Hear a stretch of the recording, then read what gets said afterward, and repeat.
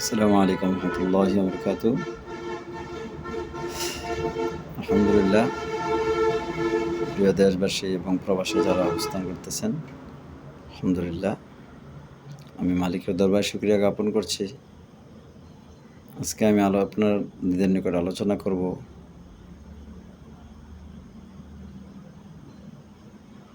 মুহাম্মদের মৃত্যু পৃথিবীর বুকে এক ইতিহাস।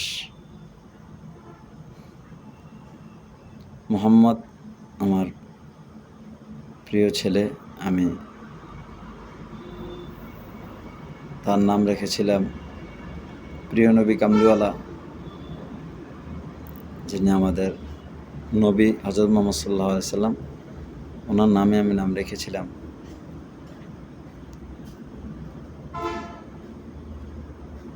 সে ছিল একজন হৃদয়বান ব্যক্তি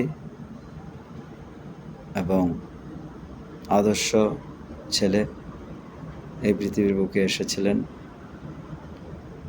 মুহাম্মদ সাল্লাল্লাহু আলাইহি ওয়াসাল্লামের আল্লাহ তাআলা যে গুণ দিয়ে দিয়েছেন, মুহাম্মদের নামের ভিতরে যে এত গুণ, এটা আমার পৃথিবীর বুকে জানা ছিল না। সে আমাদেরকে বিদায় দিয়ে পৃথিবীর বুক থেকে চলে গেছেন। এই জন্য আমরা তার মৃত্যুতে পুরো পরিবার শোকাহত, এলাকাবাসী এবং গ্রামবাসী, শহর সবাই তার মৃত্যুতে শোকাহত। মুহাম্মদের মৃত্যু একটা আল্লাহর পক্ষ থেকে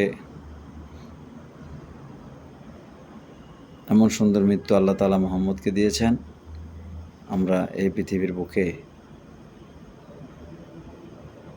এত বড় বিষয় আমরা কখনো কোনো দিন আশা করি নাই যে আমার ছেলের মৃত্যু হবে আর আমার নিজের চোখে দেখব, এটা আমি কখনো ভাবি নাই।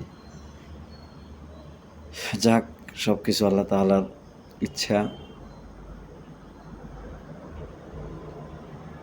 এই জন্য আমি মুহাম্মদকে নিয়ে বড় ধরনের পৃথিবীতে চিন্তা করেছিলাম।